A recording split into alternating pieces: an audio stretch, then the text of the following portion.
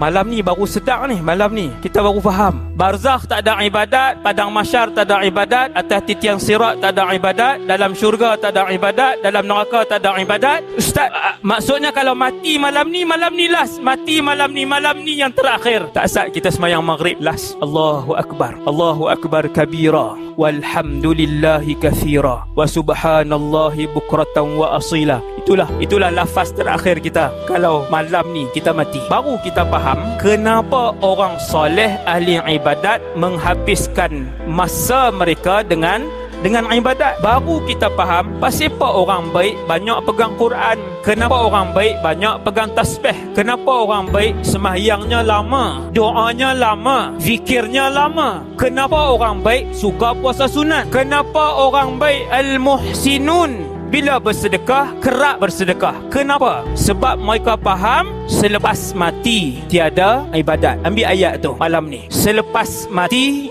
tiada lagi ibadah. Last habis.